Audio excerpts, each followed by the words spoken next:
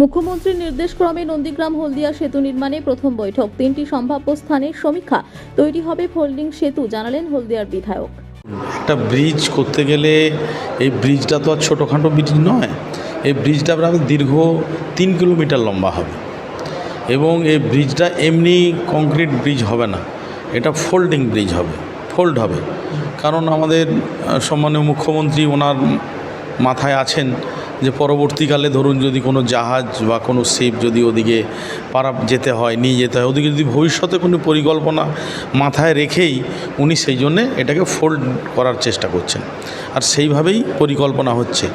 তা একটা পয়েন্ট ধরেই তো করা যায় না, তো সার্ভে করতে হচ্ছে, সয়েল টেস্ট করতে হচ্ছে এবং কতটা জনবসতির উপরে আঘাত পড়বে, কত জনবসতিকে উচ্ছেদ করতে হবে, যতটা কম উচ্ছেদ করে করা যায় সেইগুলো মার্কিং চলছে। আমাদের আজকে এটা প্রথম মিটিং হলো। তা উনি বললেন যে আবার আমরা 1 মাসের মধ্যেই আবার নতুন করে আবার সার্ভে হবে। সার্ভে চলতেই আছে, উনি এখন হলদিয়া যাবেন, আমি ওখানে যাচ্ছি, ওনাদেরকে পয়েন্টগুলো দেখাবো। তা হলদিয়ার দিকেও কোনো বাধা নেই, আর নন্দীগ্রামের দিকে তো কোনো বাধাই নেই। যে জায়গাটা একটা মোটামুটি আনুমানিক 2-3টে জায়গা ওনারা পয়েন্ট করেছেন, সেই 2-3টের মধ্যেই ফাইনাল হবে। 2021 সালের বিধানসভা নির্বাচনের আগে তৎকালীন মুখ্যমন্ত্রী মমতা বন্দ্যোপাধ্যায়ের ঘোষণা করেছিলেন নন্দীগ্রাম এবং হলদিয়া সংযোগের একটি সেতু তিনি তৈরি করে দেবেন। ভোট মিটলেও সেই সেতু তৈরি হয়নি। 26শে নির্বাচনের পূর্বেই শুভেন্দু অধিকারী নন্দীগ্রামবাসীকে কথা দিয়েছিলেন সেতু তিনিই করবেন। ঠিক মতো রাজ্যের প্রথম বাজেটে সেতু নির্মাণ প্রকল্পের কথা উঠে আসে। বহু প্রতীক্ষিত নন্দীগ্রাম হলদিয়া সেতু নির্মাণ প্রকল্পের প্রথম সমন্বয় বৈঠক অনুষ্ঠিত হল নিমতৌড়ি জেলা প্রশাসনিক ভবনে। বৈঠকে ছিলেন জেলাশাসক নিরঞ্জন কুমার, জেলা পরিষদের সভাধিপতি বামদেব গুছাইত, হলদিয়ার বিধায়ক প্রদীপ বিজলি, পূর্ত দপ্তরের আধিকারিক ও প্রশাসনের বিভিন্ন প্রতিনিধি। এই জন্য যাচ্ছে পিডব্লিউডি ইনিशियल जो ডিপার্টমেন্টাল লেভেল पे सर्वे করেছে আর রাইটসকে অ্যাজ এ কনসালটেন্ট এঙ্গেজ করেছে। রাইটস সার্ভে করছে, সার্ভে করার পর যে ডিটেলস রিপোর্ট দেবেন তার ভিত্তিতে সিদ্ধান্ত নেওয়া হবে। এই 3-4টা অপশন এখন ওনাদের কাছে আছে, কি ওই মধ্যে কোন অপশন ফিজিবল হবে তার অনুযায়ী সিদ্ধান্ত নিয়ে ফার্দার প্রসেস করা হবে। তার জন্য যাচ্ছে আজকে প্রথম মিটিং ডাকা হয়েছিল আমাদের জেলা লেভেলে। সব স্টেক হোল্ডার্স ছিলেন, সবার মতামত নেওয়া হয়েছে। আর আবার যাচ্ছে 15 দিন 20 দিন পর আমরা আবার বসবো, কি অতদিন মধ্যে যে রাইটস সার্ভে করে যে তথ্য পাবে কি হ্যাঁ কোনো জায়গায় কিছু অসুবিধা আছে या নেই আছে, কোন স্টেক হোল্ডার সঙ্গে কিছু আমাদেরকে কোঅর্ডিনেশন করতে হবে, ওই জন্য কোঅর্ডিনেশন মিটিং আবার আমরা 15-20 দিন পর করব।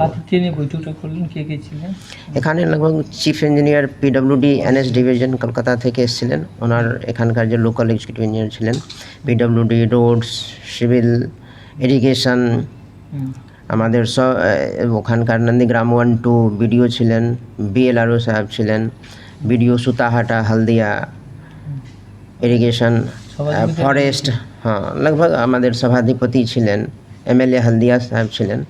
लगभग सब स्टेक होल्डर के নিয়ে আমরা মিটিং করেছি। এডিশনাল এসপি আর এসডিপিও হলদিয়া ছিলেন, এসডিএম হলদিয়া ছিলেন, তো সবকে নিয়ে আমরা মিটিং করেছি, কোঅর্ডিনেশন মিটিং।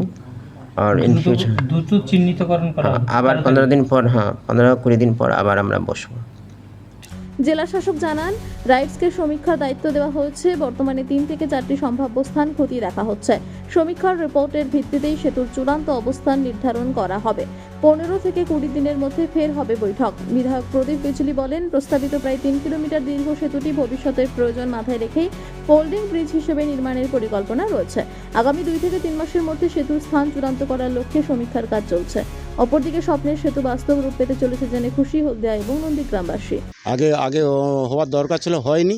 এখন যেহেতু মুখ্যমন্ত্রী বলছে হবে, সেটা প্রত্যেকটা মানুষের সুবিধা হবে। এবার হলদিয়া থেকে কলকাতা পর্যন্ত এখন গাড়ি ঘোড়া সব চলবে, ব্যবসা বাণিজ্য সবাইয়ের সুবিধা। ব্রেস্ট ক্যান্সার এত প্রিভ্যালেন্ট, এটা আমরা আলোচনা না করলে আমাদের আলোচনাটা মানে অসম্পূর্ণ। ভালো কথা হচ্ছে ব্রেস্ট ক্যান্সারে অনেকে এখন অনেকটা জানে, অনেকটা বোঝে।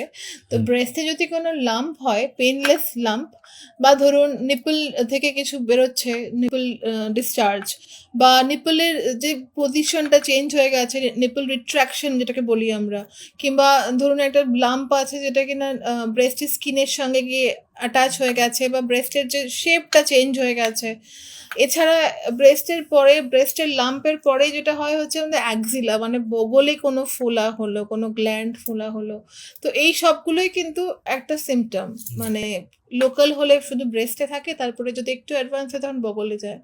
তো এরকম কিন্তু সিমটম আমরা ব্রেস্ট ক্যান্সারে পাই। এবং যদি সেটা আরও অ্যাডভান্স হয় তাহলে সেক্ষেত্রে হাড়ে ব্যথা, কোমরের হাড়ে ব্যথা, মানে যদি হাড়ে ছড়ায় আর কি। বোনসে ছড়িয়ে গেলে কিংবা লাংসে ছড়িয়ে গেলে একটা ব্রেনেও ছড়াতে পারে। শ্বাসকষ্ট, হ্যাঁ।